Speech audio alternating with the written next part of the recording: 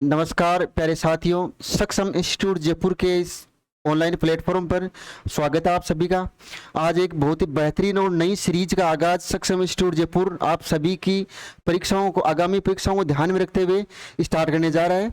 Grade 2 के जो second grade के वो बच्चे जिनको आपके जीके पेपर की प्रिपरेशन करनी है, और यह वो दिन बचे हैं जिन में प्रीवियस ईयर में आए हुए जो क्वेश्चन हैं उनको हमें ज़्यादा से ज़्यादा अटेम्प्ट करने चाहिए। उन पर जितनी ज़्यादा प्रैक्टिस होगी उतनी ही अपन जो है जीके पेपर में इफेक्टिव परफॉर्मेंस जो है वो दिखा पाएंगे। So let's start today series. एक एक क्वेश्चन जो कि आपकी ग्रेड 2 की जो 11 सितंबर 2025 को जो एग्जाम हुई थी, उस एग्जाम में हिस्ट्री सब्जेक्ट से जुड़े हुए जो 13 क्वेश्चन है, टोटल क्वेश्चन 13 थे जो कि सीरीज के अंदर आए थे। उन 13 के 13 क्वेश्चंस को हम डिटेल से क्लासिफाइड करेंगे। क्या इस क्वेश्चन में पूछा गया था, किस प्रकार से इस क्वेश्चंस का जो रेशियो था, किस प्रकार से कौन कौन से वो टॉपिक्स थे जिन टॉपिक से हिस्ट्री के अंदर जो है क्वेश्चन पुटअप किए गए थे, उनसे अपने को एक तो ये आइडिया लग जाता है कि अपने जो आगामी एग्जाम है जो कि अपनी ग्रेड 2 की होने वाली है उसमें हिस्ट्री के कौन से टॉपिक है और आरपीसी जो है कौन से टॉपिक को इंपॉर्टेंस ज़्यादा देता है, और उस इंपॉर्टेंस को देखते हुए अपन जो है इस सीरीज को आगे कंटिन्यू करते हैं। ओके, तो अपन आगे देखते हैं। ये आपके ग्रेड 1 के जीके पार्ट के लिए आपका फर्स्ट क्वेश्चन जो कि रहने वाला है वो है एकीकरण से। राजस्थान के अंदर जो है एकीकरण के समय जो है द्वितीय चरण के संदर्भ में निम्न में से कौन सा कथन सही नहीं है। पहले तो ये ध्यान रखना कि आपको सही नहीं वाला ऑप्शन जो है देखना है। इनमें से सबसे पहले तो है एकीकरण का जो सेकंड चरण है उसका जो है नाम क्या था आपका, पूर्वी राजस्थान। क्या नाम था आपका, पूर्वी राजस्थान इसका नाम था। इस चरण का जो है 25 मार्च 1948 को जो है इसका उद्घाटन किया गया था। फिर इसके अंदर जो अपन उद्घाटन करता राज प्रमुख, और इसके साथ के अंदर जो है ये इसकी जो आय कितनी थी, इसकी जनसंख्या कितनी थी, कौन कौन सी वो रियासतें थी जिनको इस एकीकरण चरण में मिलाया गया। सबसे पहले अपन क्वेश्चन के ऑप्शन देखते हैं, उसके अकॉर्डिंग जो है इसको डिस्क्राइब करते हैं। तो आपका जो है फर्स्ट क्वेश्चन जो है वो है आपके कोटा का शासक जो था, कौन सा, राज प्रमुख जो था उसको बनाया गया था। कोटा का शासक कौन था, पहला तो था भीम सिंह, कोटा महाराव था आपका भीम सिंह जिसको शासक बनाया गया। चलो ठीक बात है। दूसरा है बांसवाड़ा एवं प्रतापगढ़ के शासक जो थे उनको उपराज प्रमुख बनाया गया। बात थोड़ी सी ठीक नहीं लग रही है, आगे देखते हैं। बूंदी, कोटा, बांसवाड़ा, झालावाड़, डूंगरपुर, टोंक एटसेट्रा, इन सब जो है ये सब इस संघ के जो भाग थे। बिल्कुल ठीक बात है आपकी। नेक्स्ट जो है इस संघ का नाम राजस्थान संघ रखा गया था, यह भी ठीक बात है। बड़ा इसमें क्या है आपका जो सेकंड ऑप्शन है, इस सेकंड ऑप्शन के अंदर बूंदी का जो शासक है उसको जो है उपराज प्रमुख बनाया गया था। तो यहां अपन थोड़ा सा इसको देखते हैं। आपका इसका है बांसवाड़ा और प्रतापगढ़ वाला जो है ये आपका ऑप्शन इनकरेक्ट हो जाता है, और इस क्वेश्चन के अकॉर्डिंग जो है आंसर इसका ये ठीक बैठता है। ठीक है, तो ये आजकल जो आरपीएससी का एक नया ट्रेंड चला हुआ है, इस ट्रेंड के अंदर जो है ये क्वेश्चन जो है अधिक पूछे जाते हैं। तो आपको भी क्या है इन क्वेश्चनों को अधिक फोकस करना है, और आप एक अपने को मोटा मोटा ये आइडिया हो जाता है कि अपने को जो है कौन से टॉपिक पे अधिक फोकस करना है, आरपीएससी कहां से और किस टाइप के क्वेश्चन जो है पुटअप कर रही है।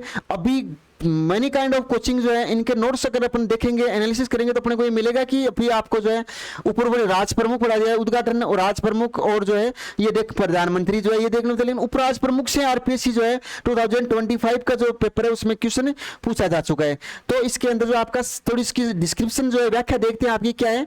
सेकंड जो चरण है ये पूर्वी राजस्थान संघ, जिसका उद्घाटन कब किया जाता है 25 मार्च को। इसको सीधा याद रखो 18, 25, 18, 30, 15 ऐसे, और क्लॉक वाइज जो है राजस्थान का एकीकरण जो है वो चलता है, जिसके अंदर जो है कोटा का शासक महाराव भीम सिंह है उसको क्या कर देता है राज प्रमुख, और बूंदी का महाराव बहादुर सिंह, बूंदी वैसे भाई याद रखो बूंदी और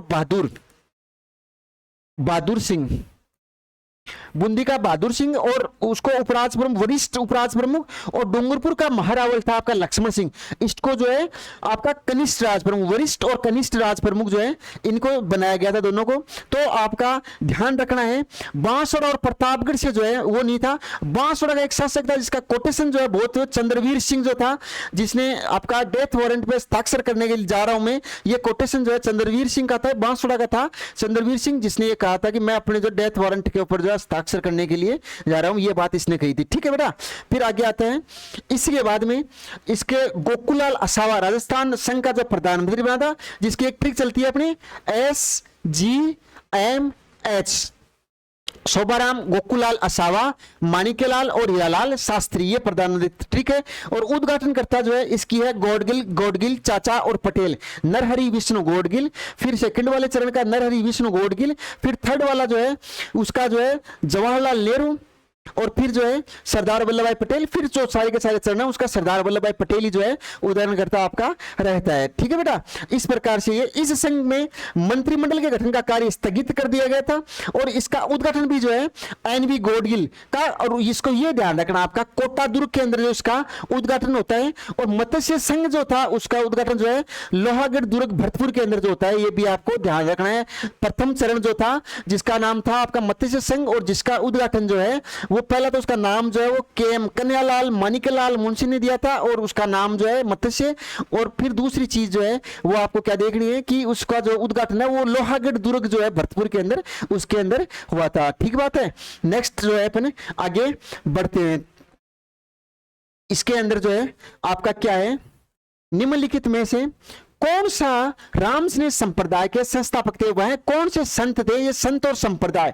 तो आपका दूसरा टॉपिक एकीकरण के बाद में जो महत्वपूर्ण हो रहा है वो है आपका संत और संप्रदाय वाला।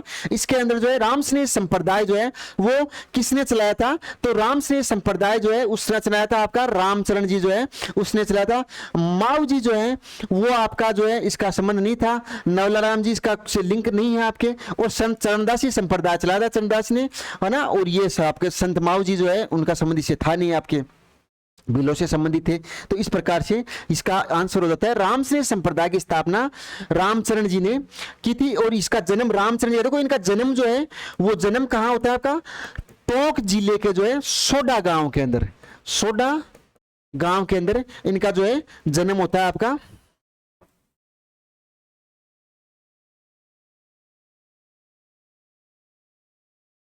टोंक तो आपका जिला है, और सोडा गांव आपका क्या बेटा, सोडा गांव है जिनके अंदर इनका जन्म हुआ था। और शाहपुरा भीलवाड़ा के अंदर इसकी प्रधान पीठ है।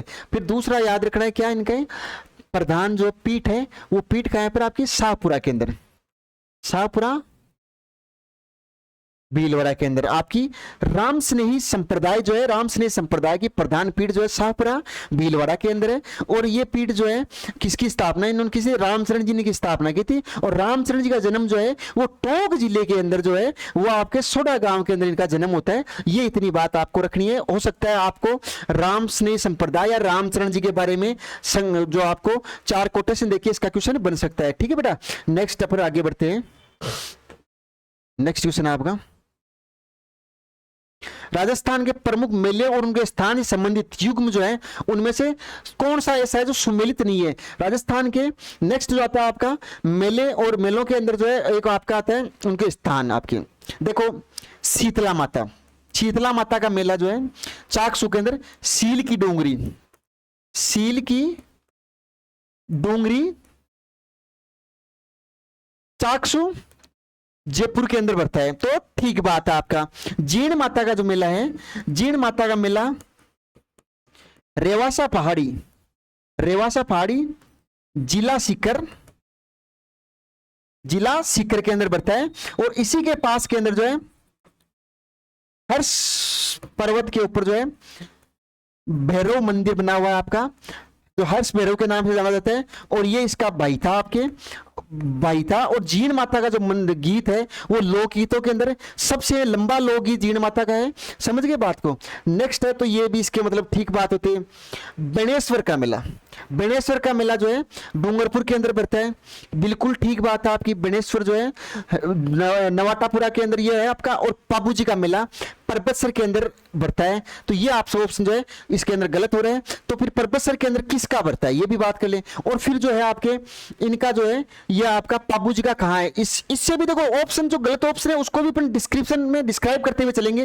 देखो परबतसर के अंदर जो है आपके लोक देवता तेजाजी का जो है वो आपका मेला जो है पशु मेला सबसे बड़ा लोक देवता तेजाजी का बढ़ता है परबतसर के अंदर। और आपके जो है ये पाबू जी जो है, इन पाबू जी का जो मेला है वो आपका जो है कोल्लू मठ फलोदी के अंदर, कहां पे कोल्लुमडी फलोदी के अंदर बढ़ता है, पर बस्तर के अंदर इनका नहीं बढ़ता है। तो दिस इज राइट, और आपको ये इस प्रकार से देखना है। अंडरस्टैंड, समझ में आ रही है? तो और आगे बढ़ते हैं। नेक्स्ट कोशिश ये रहेगी बेटा कि स्टार्टिंग की एक दो क्लास के अंदर आपको पेपर के अकॉर्डिंग सीरीज को लेके आएंगे अपन। पेपर 1 2 जैसे आपका जो है ये आपका 11/9/25 वाला पेपर है, इसको अपन डिस्क्राइब करें। लेकिन आगे वाली सीरीज में मेरी ये कोशिश रहेगी एग्जाम से पहले जो है आपको पॉलिटी, हिस्ट्री और ज्योग्राफी की जो तीनों के तीनों पेपर है और आज तक जितने क्वेश्चन आए हुए हैं वो क्वेश्चन ग्रेड 2 के एटलीस्ट पूछे हुए जो है सेकंड ग्रेड वालों के लिए तो मैं अपलोड करके दूं आपको, क्योंकि इस टाइम में आपको इतना नहीं समय रहता है कि आप पूरी एक गाइड लोगे, उसको बैठोगे, पेपर लोगे, एनालिसिस करोगे। तो आपको एक शॉर्ट में ऐसा कंटेंट चाहिए जिसके अंदर आपका पूरा का पूरा टॉपिक जो है वो रिकॉल हो जाए, और एटलीस्ट पूरा नहीं तो आपके जो ऑप्शन है ऑब्जेक्ट, वो ऑप्शन तो आपके कम से कम कवर हो ही जाए। ठीक है, नेक्स्ट अपन बात करते हैं इसके अंदर मंडोर के गुजर प्रतिहार वंश। क्या बात करते हैं? मंडोर के गुजर प्रतिहार वंश। मंडोर के गुजर प्रतिहार वंश के ऊपर जो है ये कोटेशन है आपका, जिसमें से सही विकल्प का चुन करना है। गठियाला का जो शिलालेख है वो मंडोर के गुजर प्रतिहार वंश की जानकारी का प्रमुख स्रोत है। देखो ठीक बात है, एकदम प्रॉपर बात है। गठियाला जो है उसके अंदर जो मंडोर के जो गठियाला शिलालेख, वो मंडोर के जो आपके गुजर प्रतिहार वंश है उनकी जानकारी डेफिनेट उसमें मिलती है अपने को। इस शिलालेख में प्रसिद्ध शासक कुक्कक ने उत्कीर्ण करवाया था। देखते हैं, देखिए क्या 1 एवं 2 दोनों सही है? नहीं है, दोनों सही नहीं है, ये तो ऑप्शन आपका नहीं इनकरेक्ट बैठता है। केवल एक सही है, एक या दोनों सही है, या केवल 2 सही है? देखिए इसका क्वेश्चन का कमेंट बॉक्स में आंसर डालना और फिर मैं इसको डिस्क्राइब करता हूं आपके। यह क्वेश्चन जो है, इस क्वेश्चन का आंसर है आपके मंडोर के जो आपके गुजर प्रतिहार हैं उनका उल्लेख जो है गठियाला के शिलालेख में मिलता है। साथ ही साथ गुजर प्रतिहार वंश का शासक कुक्कक ने जो है गठियाला का शिलालेख जो है वो उत्कीर्ण करवाया था। तो ये दोनों ही ऑप्शन जो आपके वो करेक्ट हो रहे हैं इसके अंदर। Okay, understand? ये इसके ऊपर थोड़ी सी डिटेल बात करता हूं। प्राचीन एवं महत्व की दृष्टि से प्रतिहारों की विभिन्न शाखाओं में राजस्थान में उदित होने वाली मंडोर के प्रतिहार शाखा जो इनमें सबसे महत्वपूर्ण है, और इससे संबंधित जानकारी जो है 836 ईस्वी के अंदर जोधपुर शिलालेख और गठियाला का जो शिलालेख है 2 शिलालेख से मिलती है। एक तो जोधपुर का शिलालेख था जो 836 ईस्वी के अंदर आपको मिलता है, और इसके साथ ही जो है आपका नेक्स्ट जो है वो मिलता है आपका मंडोर के ये जो इसके चौहान है ये गुजर प्रतिहार जो है मंडोर के, इनकी जो है गठियाला के जो शिलालेख है उसके अंदर इनकी जानकारी जो है मिलती है आपके। ठीक है, नेक्स्ट क्वेश्चन की ओर अगर बढ़ते हैं अपन, ये है आपके गोविंदगिरी के समाज सुधारक थे और भील आंदोलन जो चलाया था गोविंदगिरी, जो भीलों से संबंधित थे, इनसे ऊपर ये क्वेश्चन है आपका। तो ये क्या है? ये राजस्थान के व्यक्तित्व में आ जाती है आपका। जनजातीय आंदोलन जो थे उनमें ये क्वेश्चन पुटअप होता है आपका कि राजस्थान गोविंदगिरी एवं भील आंदोलन के संदर्भ में निम्न में से कौन सा कथन सही नहीं है? इसको पेपर में देखते ही आप राउंड कर लेना कि कौन सा सही नहीं है। इसको फर्स्ट अपन राउंड करेंगे। गोविंदगिरी ने मानगढ़ पहाड़ी को अपना केंद्र बनाया था, सेंटर बनाया था। एक बार सारे ऑप्शन देखते हैं, फिर देखते हैं क्या होता है इसका आंसर। गोविंदगिरी ने प्रत्येक भील गांव में एक धुनी स्थापित की थी तथा उसकी सुरक्षा के लिए एक कोतवाल नियुक्त किया था। हर गांव के अंदर गोविंदगिरी ने क्या अपनी एक जो है धुनी स्थापित कर दी थी, और उस धुनी के अंदर जो क्या किया था, एक कोतवाल उसको क्या कर दिया था, नियुक्त कर दिया था, अपॉइंट कर दिया था। अप्रैल 1915 में गोविंदगिरी ने इंदर ठिकाने की पुलिस ने गिरफ्तार कर लिया था, और गोविंदगिरी ने भगत पंथ की जो है स्थापना की थी। ठीक बात है।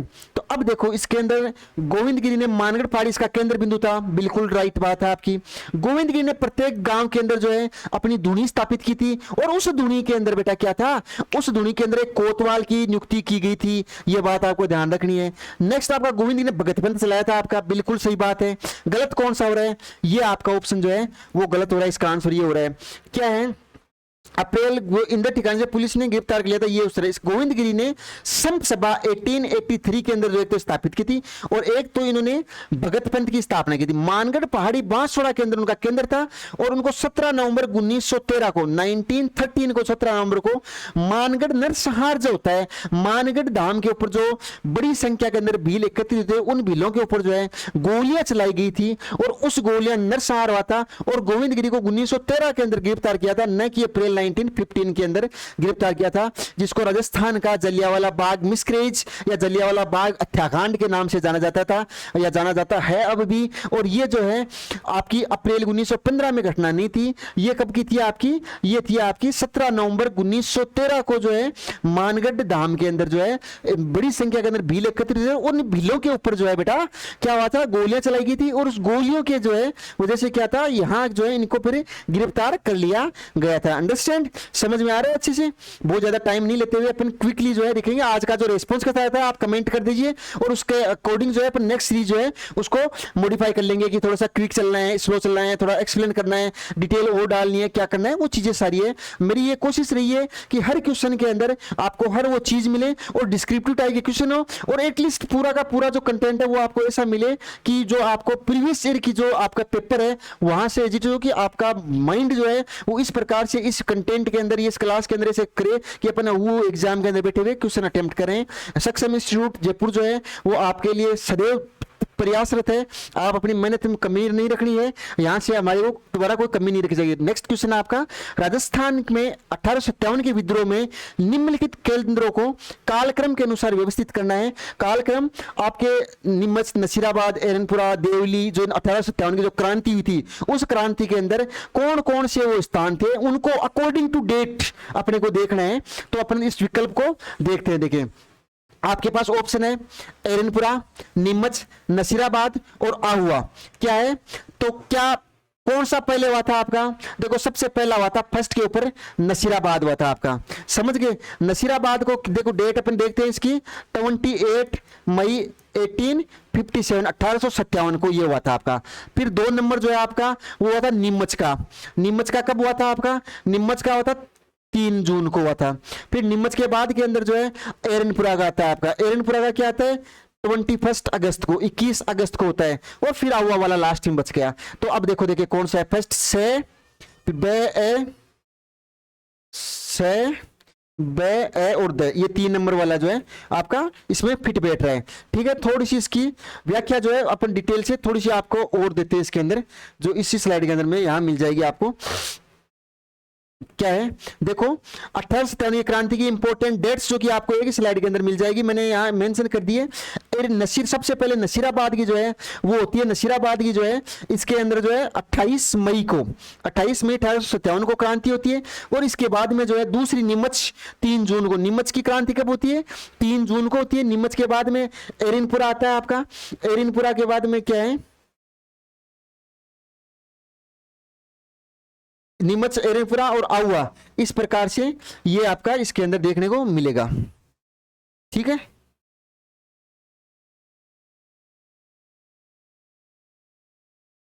ये है। नेक्स्ट आता है आपका अजमेर के चौहान वंश। अजमेर के चौहानों के विषय में निम्न कथनों पर विचार कीजिए, जो कि दिए गए विकल्पों में सही उत्तर होता है, उसको अपने को चूज करना है। ठीक है, अजय राज ने अपनी राजधानी सांबर से अजमेर स्थानांतरित कर दी थी। अजय राज अजमेर का एक चौहान शासक जिसने सपादलक्स या सांबर, जहां पे 551 के अंदर जो है आपकी सांबर जो है वहां पे चौहानों की स्थापना की गई थी, उसको जो है सांबर या सपादलक्स, जिसकी राजधानी छतरपुर नागौर थी, उसको यहां से स्थापित करके चेंज करके अजमेर के अंदर स्थापित कर दिया गया। ठीक है, अजय राज ने अपनी राजधानी में प्रसिद्ध झील का निर्माण कराया था, उसका नाम अन्ना सागर रखा था। बिल्कुल बात ठीक बैठ नहीं रही है या सही है? देखिए बताओ मेरे को इसका क्या रिस्पॉन्स रह सकता है, क्या इसका आंसर है? क्या अगर अजय राज ने अपनी राजधानी में झील का निर्माण कराया था, फिर अर्णोराज भाई साहब ने क्या कराया था? अर्णोराज ने तुर्कों से आक्रमण थे, परेशान थे, तो उनको जो है अजमेर की घाटी के अंदर जो उनको आपके उसे घेर करके और घेराबंदी करके उन तुर्कों को मार करके उस तुर्कों से रक्त रची धरती जो थी, उस रक्त रची धरती को जो है उन्होंने साफ करने के लिए पानी से जो क्या ये इसको जो है लूनी नदी से उसको रोक के और क्या किया था? अन्ना सागर झील का निर्माण किया था। और अन्ना सागर झील का निर्माण करवाने वाले कौन थे? अर्णोराज जो है उन चौहान शासक ने निर्माण किया था। तो अजय पाल जो है, अजय राज जो है आपका गलत होता है। तो इसके अंदर एक चीज देखो, दोनों ए और दो दोनों सही है, ये ऑप्शन तो ठीक बैठा है। केवल 2 सही है, ये भी नहीं है। केवल 1 सही है, ये 1 और 2 सही है। तो 1 और दोनों ये सत्य है ना, ये भी नहीं है। केवल 1 सही है। इसने क्या किया था? अजय राज ने अपनी राजधानी जो है वो अजमेर से स्थानांतरित कर दी थी, और इन्हीं ने जो क्या है अजमेर के अंदर गढ़ बीट ली। पहाड़ी के ऊपर जो है राजस्थान का जिब्राल्टर, राजस्थान का हरदे और राजस्थान के जो है मध्य में स्थित दुर्ग तारागढ़ दुर्ग के नाम से इन्होंने एक दुर्ग बनाया था, जिस दुर्ग को जो है अजमेर जो है आपके अरावली की तलहटी के अंदर बना हुआ है, अरावली की पहाड़ियों के ऊपर बना हुआ दुर्ग है। इसको जो है गढ़बीटली पहाड़ी पे बना हुआ है ये दुर्ग, और इसको जो है तारागढ़ दुर्ग कहा जाता है। तारा देवी जो है इसकी रानी थी, उसके नाम पे जो है इसका पड़ा था। जबकि बूंदी का जो तारागढ़ दुर्ग है वो तारानुमा आकृति होने के कारण बनता है, और एक तारागढ़ दुर्ग जो है वो चूरू के अंदर भी स्थापित है आपका। ठीक है, ये चीज आपको देखनी है। अब नेक्स्ट जो है थोड़ी सी इसकी डिस्क्रिप्शन देखते हैं। अजय राज ने 1105 से लेके 1133 तक जो इसका शासन रहा था, और इसके बीच में जो पृथ्वीराज प्रथम के पुत्र थे। अजय राज ने अपने साम्राज्य को सुरक्षित रखने के लिए 1113 ईस्वी के अंदर अजमेर में अपने साम्राज्य स्थापित किया, और अजमेर में एक दुर्ग का निर्माण कराया जिसका नाम गढ़बीटली या तारागढ़ कहते हैं। और अन्ना सागर का निर्माण जो है अर्णोराज ने करवाया था, और अजय राज ने जो है नहीं इसका निर्माण करवाया था, जो कि मैं पहले ही आपको क्लियर कर चुका हूं इसके ऊपर। नेक्स्ट जो है वो आता है आपका क्वेश्चन है आमेर के ऊपर, आमेर का कछवा वंश का। तो देखो मंडोर के चौहान वंश, मंडोर के जो आपके गुजर प्रतिहार हो गए, बाद में अजमेर का चौहान वंश हो गया, और फिर जो है आमेर के कछवा वंश के ऊपर क्वेश्चन आ गया। तो राजस्थान के जो आपके पुराने जो राजवंश ये जो क्वेश्चन जो है वो आरपीएससी स्पेशली बनाती है, आपको ध्यान रखना है। आजकल एक आरपीएससी ने एक नया ट्रेंड और चला रखा है, मेवाड़ मारवाड़ जो है ढूंढाड़, और इनके जो शासन है, शासक जो रहे हैं, उन शासकों का जो है कालक्रम पूछा जाता है कि जैसे मान लो अजमेर के चौहान है तो चौहान वंश की स्थापना किसने की, उससे लेकर पृथ्वीराज जो है तक चौहान तक जो है सारे के सारे कालक्रम पूछा जाता है। और ठीक है, सीक्वेंस ऑर्डर भी इनका देने लग गए, जैसे अभी लोक देवताओं का क्रम जो ऑर्डर पूछा था, ऐसे क्वेश्चन भी आपको ध्यान रखना है। आमेर के राजा मान सिंह निम्नलिखित में कौन सी का इनकी जो है नियुक्तियां की थी, इनको अपॉइंट किया गया था, तो वो अपॉइंट नियुक्तियां जो है उनको, अब देखो इसको कितना डीप इसने पूछा है।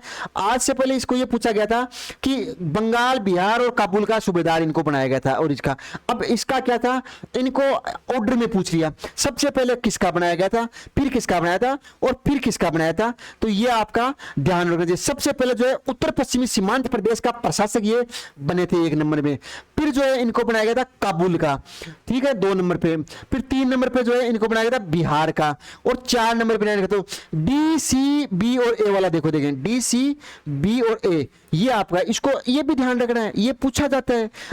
देखो बेटा मैं एक बार बताऊं, आपका हाथ में मेहनत करना, मेहनत आपको करनी है, सफलता आपको उस अकॉर्डिंग मिलेगी, लेकिन आपकी तैयारी में कोई कमी नहीं रहनी चाहिए।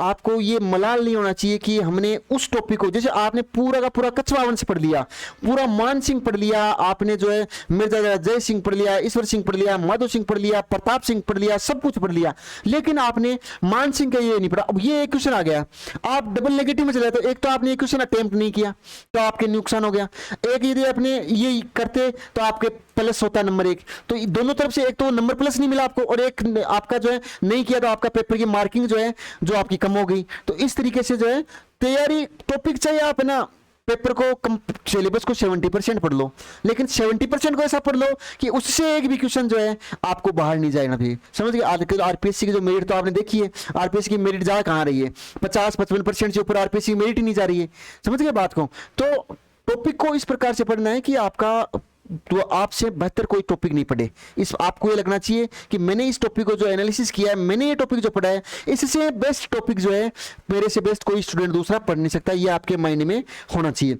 मान सिंह जो है मुगल राजा अकबर के जो है नवरत्नों में भी था, शामिल था। नवरत्न के बात MDH, इसकी ट्रिक भी आपके बात MDH, ऐसे इसकी ट्रिक बनती है अकबर की, बात MDH। ये इसकी भगवंत दास, टोडरमल, तानसेन, ये इनके जो है मान सिंह, ये इनके जो थे वो नवरत्न थे आपके, है ना। उत्तर पश्चिमी सीमांत, फिर काबुल, फिर बिहार और फिर बंगाल, ऐसे इनको याद रखना है, ठीक है, रह जाएगा याद। नेक्स्ट अपन देखते हैं आगे की स्लाइड, इसके अंदर जो है नेक्स्ट क्वेश्चन है राजस्थान सेवा संघ की स्थापना के ऊपर क्वेश्चन आपका क्या है, राजस्थान सेवा संघ की स्थापना के ऊपर जो है ये क्वेश्चन आपको याद रखना है। राजस्थान की पहला है आपका बिजोलिया के अंदर हुआ था, वर्धा में हुआ था, जयपुर में हुआ था, या सिरोही के अंदर हुआ था। तो इसका आंसर तो है देखो वर्धा, वर्धा के अंदर अब किसने किया था, कब किया था? देखो 1919 ईस्वी के अंदर विजय सिंह पथिक, रामनारायण चौधरी, हरिभाऊ किंकर वर्धा के अंदर गांधी से मिले। अतः गांधी जी से प्रेरणा मिली, इनके फलस्वरूप जो है वर्धा में 1919 में राजस्थान सेवा संघ की स्थापना की। उनका उद्देश्य था जागीरदार तथा उनकी प्रजा में परस्पर मैत्री संधि स्थापित करना। अब देखो इस क्वेश्चन की डिस्क्रिप्शन से आपके क्वेश्चन तैयार कैसे होता है। वर्धा आयोग के बारे में निम्न में से या वर्धा संघ है उसके बारे में से कौन सा कथन सही नहीं है। वर्धा आयोग की स्थापना जो है विजय सिंह पथिक, रामनारायण चौधरी और हरिभाऊ किंकर की जगह एक दूसरा नाम डाल देंगे, इन्होंने की, एक कथन। दूसरा कथन यहां से आएंगे, वर्धा सेवा संघ की स्थापना करने से पूर्व विजय सिंह पथिक, रामनारायण चौधरी ने गांधी जी से मिले, या इस सेवा संघ की स्थापना करने की प्रेरणा महात्मा गांधी ने दी थी या उनसे मिली थी। और इसकी जो है ये आपकी स्थापना जो है उसका उद्देश्य क्या था, जागीरदारों था उनकी प्रजा में परस्पर मैत्री संधि करना इनकी उद्देश्य था। ये उसके कोटेशन मिल सकते हैं। तो आपको एक यहाँ से शॉर्ट नोट भी तैयार हो रहा है, नोट्स भी, कि जो है वर्धा के बारे में कंप्लीट डिटेल थी। 1919 के अंदर जो है इसकी स्थापना की थी। कौन कौन करने वाले थे, विजय सिंह पथिक था, रामनारायण चौधरी था, हरिभाऊ किंकर था, महात्मा गांधी से वर्धा में मिले थे और वहीं पे उनको प्रेरणा मिली और प्रेरणा फलस्वरूप 1919 के अंदर उन्होंने क्या कर दिया था, वर्धा की राजस्थान सेवा संघ की स्थापना वर्धा के अंदर कर दी थी आपके। ठीक बात है, कोई दिक्कत नहीं है, आगे बात समझ में। नेक्स्ट बढ़ते हैं अपन, नेक्स्ट क्वेश्चन करते हैं। बस ज्यादा नहीं है क्वेश्चन, आपके 13 क्वेश्चन ही है टोटल पेपर में। 13 क्वेश्चन हिस्ट्री से पूछे गए थे और 13 का 13 क्वेश्चन विद एक्सप्लेनेशन आपके लिए मैं पूरा पेपर कंप्लीट होता है। ये युद्ध, ये क्वेश्चन आया आपका हल्दी बाटी और महाराणा प्रताप। देखो आरपीसी पेपर बनाए और महाराणा प्रताप से क्वेश्चन ये आया। ये युग कहिए कि राजस्थान के किसी भी कंपटीशन की एग्जाम हो और महाराणा प्रताप या मेवाड़ से कोई क्वेश्चन नहीं बने, आज तक ऐसा कोई पेपर हुआ नहीं है। ये डेफिनेट पूछा है। महाराणा प्रताप से संबंधित उनके हाथी का नाम पूछा जा चुका है, उनके सेनापति का, उनके हरावल दस्ते का नाम, उनके चंद्रावल दस्ते का नाम पूछा जा चुका है। महाराणा प्रताप के जो आपके जो अकबर के द्वारा जो भेजी गई जो मैत्री संधियां थी या मैत्री संधियां आई थी उनके बारे में भी बात हो चुकी है आपके, है ना। भगवंत दास ये जो चारों आए थे आपके, उनके बारे में भी सारी चीज, सब चीजें आपको ध्यान में रखनी है। महाराणा प्रताप के बारे में एक भी चीज रह नहीं जानी चाहिए, आपको ध्यान रखना है। निम्नलिखित में कौन सा सेनानायक हल्दीघाटी युद्ध के दौरान महाराणा प्रताप के सैन्य सरंजाम किसी का भाग का नेतृत्व नहीं कर रहा था। देखो ये पुंजा था, पुंजा है आपका, या भामाशाह है, मान सिंह झाला और जगन्नाथ कछुआ। कौन होता है आपका जगन्नाथ कछुआ जो है, इसने महाराणा प्रताप के साथ किसी भी रावल या चंदावल दस्ते के अंदर जो है कोई प्रकार की जो है वो सहायता या नहीं की थी। इसका है हल्दीघाटी युद्ध कब होता है, 21 जून और एक इसका 2 डेट मिलती है, एक 18 जून 1576 को ये युद्ध होता है आपका हल्दीघाटी नामक स्थान के ऊपर होता है, समझ गए।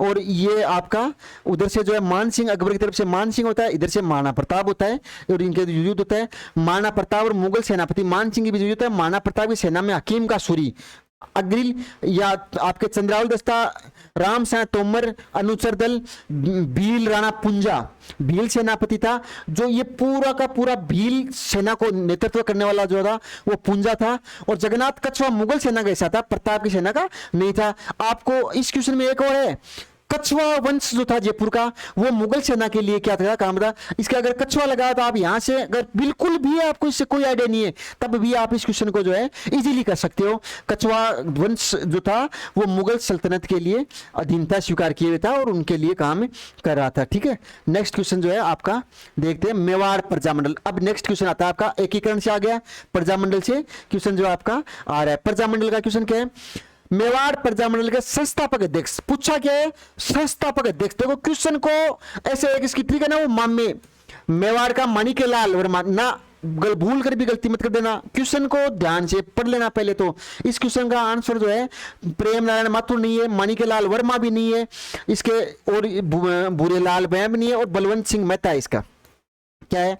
माणिक्यलाल वर्मा ने, माणिक्यलाल वर्मा के जो निर्वासन समाप्ति के बाद उदयपुर पहुंचकर 24 अप्रैल कब 24 अप्रैल 1938 को बलवंत सिंह मेहता, भवानी शंकर वेद और जमनालाल वेद जो है ये परशुराम तथा दयाशंकर क्षत्रिय के साथ मिलकर मेवाड़ प्रजामंडल की स्थापना की थी। माणिकलाल था इसकी स्थापना करने में था, लेकिन संस्थापक अध्यक्ष जो था वो बलवंत सिंह मेहता तथा मंत्री माणिकलाल वर्मा को बनाया गया था। इस प्रकार से ध्यान रखना है, संस्थापक अध्यक्ष जो है इसका बलवंत सिंह मेहता है। कंफ्यूज मत हो जाना, माणिकलाल को टिक मत कर देना गलती से। क्वेश्चन को ध्यान से पढ़ना है, 2 टाइम पढ़ना है, जो पूछा है उसको मार्क करोगे, संस्थापक अध्यक्ष, फिर उसका आंसर देना है। ठीक है बेटा, नेक्स्ट अपन बढ़ते हैं 13 नंबर के क्वेश्चन पे। 13 क्वेश्चन जो है आपका, वो आपका क्वेश्चन निम्न में से, ये आपका राजस्थान की जो प्राचीन सभ्यताएं आपकी कालीबंगा, आहड़, बालाथल, बागोर, गणेश्वर, जयपुर बैराट, ये सभ्यता तो आपको अंगुलियों पे याद होनी चाहिए कि इनका क्या था। बाकी जो सभ्यताएं बच गई, उन सभ्यता कौन सी जगह और कौन सी नदी के किनारे, आपको क्वेश्चन मिल सकता है। मेरा मन कह रहा है कि इस आरपीएससी के अंदर एक क्वेश्चन इस पेपर में डेफिनेट आएगा कि आपको एक तरफ सभ्यताएं दी होगी, एक तरफ सभ्यताओं की रिवर्स दी होगी कि गणेश सभ्यता कांतली नदी के किनारे, साबी नदी के किनारे, ये ऐसे सभ्यताएं और नदियां दी हुई होगी। आहड़ नदी के किनारे कौन सभ्यता थी प्रचलित, ये जो है आपको पूछा जा सकता है। निम्नलिखित में से गणेश सभ्यता के उद्घाटन कार्य में महत्वपूर्ण भूमिका किसने निभाई थी, बताओ। देखें, आरसी अग्रवाल, आपका कौन था, आपका आरसी अग्रवाल था। बीबीलाल और बीके थापर किसके थे आपके, ये रतन चंद्र अग्रवाल था। गणेश और सभ्यता सीकर कांतली नदी किनारे, नीम का थाना सीकर में कांतली नदी के किनारे गणेश और सभ्यता जो है वो ताम्र युगीन सभ्यताओं के अंदर सबसे अग्रणी और पायाकालीन जो सभ्यता थी उनको तांबा जो है निर्यात करने वाली सभ्यता, ये सभ्यता थी आपके खेतरी झुंझुनू के आसपास की सभ्यता थी। खेतरी झुंझुनू जो तांबा के अंदर जो है सबसे अग्रणी इलाका रहा है, ताम्र युगीन सभ्यता थी। इसे ताम्र संचय संघ, एक बार RMSSB बोर्ड ने जो है क्वेश्चन दे दिया था, शायद पशुधन सहायक में किसी में पूछा, सबसे पहले इसको पूछा था ताम्र संचयी सभ्यता, और सबके सब आहड़ करके आए थे। उदयपुर की आड़ जो है वो आपकी सबके सब जो है वो करके आए थे। उदयपुर आड़ आपको नहीं करना है। इस सभ्यता को पुरातात्विक पुष्कर भी कहा जाता है। इस सभ्यता को क्या कहा जाता है, पुरातात्विक पुष्कर भी कहा जाता है। और साथ के साथ जो है यह सभ्यता ताम्र संचयी सभ्यता और ताम्र सभ्यता के बाद में इसको क्या कहते हैं, ताम्रयुगीन सभ्यताओं की जननी भी इस सभ्यता को कहा जाता है। ये बात याद रखनी, उपनाम इसके याद रखिए, ताम्र सभ्यताओं की जननी, ताम्र संचयी सभ्यता के गणेश सभ्यता, कांतली नदी किनारे सभ्यता सब क्या जाता है इसको, और फिर इसको जो है पुरातात्विक पुष्कर भी इसको कहा जाता है। इसकी खोज रतन चंद्र अग्रवाल ने की थी, और यहां से भारी मात्रा में ताम्र उपकरण, मछली पकड़ने का कांटा, ये सब जो है यहां से मिला था आपको। ठीक है, कोई दिक्कत आगे समझ के अंदर याद रहना है। इसका रतन चंद्र अग्रवाल याद रखना है, कब की थी, कौन सी जगह, कौन सी नदी के किनारे, और इस सभ्यता के अंदर ताम्र युगीन है, कांस्य युगीन सभ्यता है, कौन सभ्यता है, और ये भी आपको ध्यान रहना चाहिए। लास्ट क्वेश्चन आपका 13 नंबर क्वेश्चन, जो कि आपका ये भी किसके साथ है, आपका चौहान वंश के साथ। ये रणथंभौर आए और खिलजी का नाम है, तो चौहान का किसने, अलाउद्दीन खिलजी ने किस सेनानी की मृत्यु रणथंभौर की घेराबंदी के दौरान राजपूत सेना से एक मजलिक पत्थर से, ये क्या था, एक वो बड़ा एक पत्थर फेंकने की, रणथंभौर दुर्ग के अंदर 2 पत्थर फेंकने की जो वो लगी हुई मशीनें थी, उसको पत्थर फेंका गया था अंदर से, और वो पत्थर लग के एक तो उलग खां और नुसरत खां, अलाउद्दीन के 2 सेनापति थे आपके, कौन कौन थे, एक था उलग खां और दूसरा कौन था आपका नुसरत खां। तो ये दोनों सेना जो नायक थे, इनमें से किसकी मृत्यु थी, और ये प्रश्न जो है मल्टीपल टाइम जो है वो रिपीट हो चुका है बेटा, बहुत टाइम जो है इसको रिपीट किया जा चुका है। आपको याद रखना है क्या था इसका आंसर, इसका आंसर ऐसे था नुसरत खां, इसका आंसर जो है वो बन रहा है नुसरत खां बन रहा है। व्याख्या है, दिल्ली सल्तनत एवं रणथंभौर से संबंध है।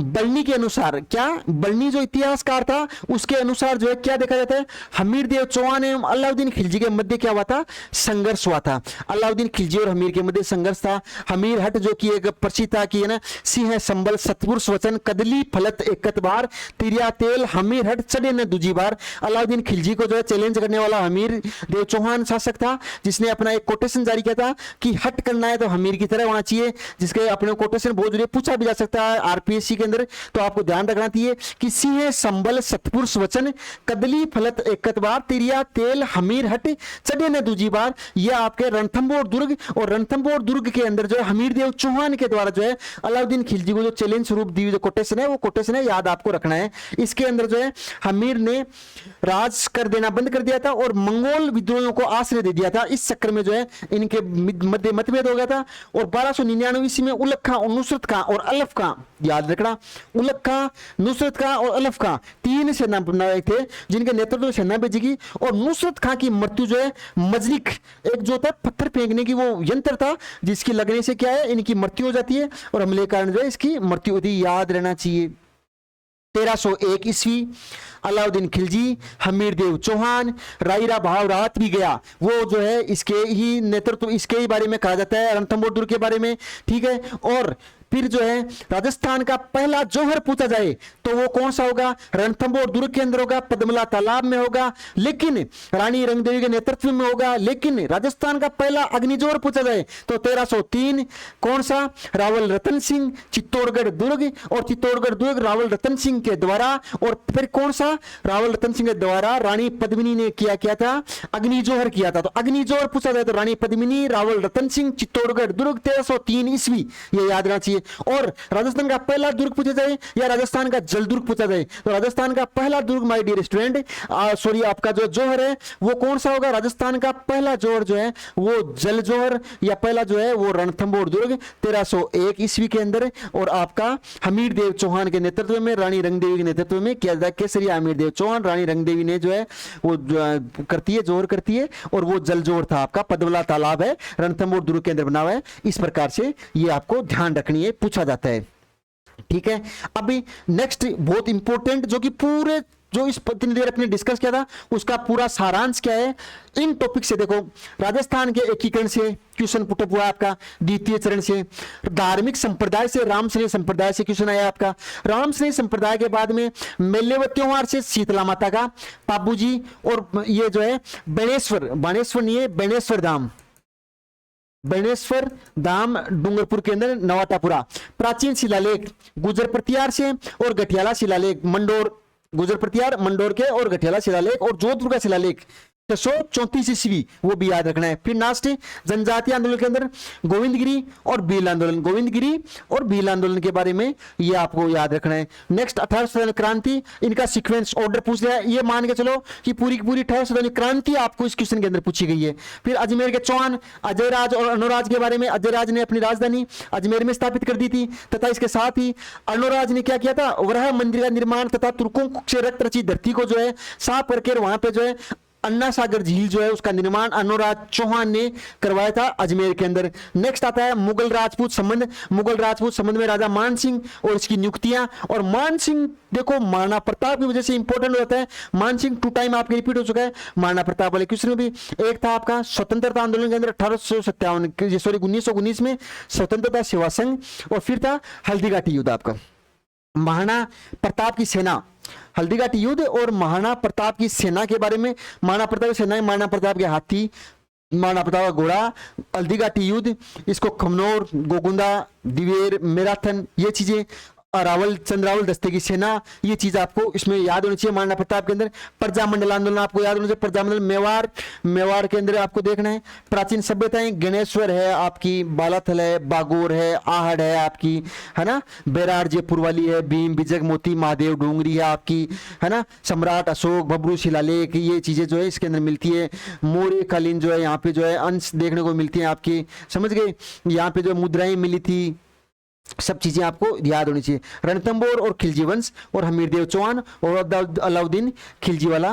तो इसी के साथ आज का जो आपका कंटेंट है वो आशा और उम्मीद करता हूं कि आपको ठीक लगा होगा, आपके लिए महत्वपूर्ण है, उचित है, और आने वाली जो शेड्यूल क्लास है अपनी आपको एक तो कंटिन्यू मिल जाएगी, और मेरी कोशिश रहेगी कि आपको एक ही क्लास और मैराथन क्लास टाइप की लगा के और आपको मैं साइड के सारे कंटेंट एक साथ दे दूं, और सारी की सारी जो आज तक आरपीसी के ग्रेड 1 जो आपका ये ग्रेड 2 का जो है जीके का जो पेपर है, इस जीके के पेपर में हिस्ट्री, पॉलिटी और ज्योग्राफी और कल्चर से जितने भी क्वेश्चन आए हैं वो क्वेश्चन अपन इसी ऑर्डर के अंदर आपको यहाँ मैं प्रोवाइड करवा दूंगा। मेहनत आपको करनी है, याद आपको करने हैं, हमारी तरफ से कोई कमी नहीं रहेगी। इसी के साथ आज की जो क्लास है उसको मैं विराम देता हूं। धन्यवाद। जुड़ते हैं नेक्स्ट क्लास के अंदर नई उम्मीद, नए मोटिवेशन के साथ, और इसी ऑर्डर के अंदर आपको एक एक मैं चीज, एक एक पॉइंट आपको मैं क्लीन और क्रिस्टल क्लियर जो है आपके सामने रख दूंगा कि आरपीएससी ने ये तो वो टॉपिक है, यहां से तो क्वेश्चन उठाए, ये क्वेश्चन उठाया, इस प्रकार क्वेश्चन आया। इससे आपकी जो माइंड की जो है डाइवर्जेंट थिंकिंग जो है, अब सारी चिंतन में आप बदल जाते हो, और अब सारी चिंतन को यूज करते हुए जो है, डाइवर्जेंट थिंकिंग को यूज करते हुए जब आप अपनी अध्ययन अध्यापन प्रक्रिया को जो चालू करते हो, तो आपका माइंड जो है उसको आप क्वेश्चन फॉर्मिंग के अंदर जब पढ़ोगे तो आपको वो टॉपिक ऐसे एनालिसिस करते हुए मिलेगा कि हमारे को इस टॉपिक से क्वेश्चन कहां से बन सकता है, हमें इस टॉपिक को किस प्रकार से पढ़ना है, वो काम आप करोगे। अदरवाइज जो है हम एक टॉपिक को पढ़ा, फिर उसमें से वापस पढ़ा मोर दिन, आप उसको रिपीट नहीं करके आप पहले क्वेश्चन करो, फिर उस टॉपिक को पढ़ो। आपके पढ़ने का नजरिया और आपके जो है मेहनत करने की जो तरीका है वो दोनों बदलने वाले हैं। ठीक है, धन्यवाद। ओके।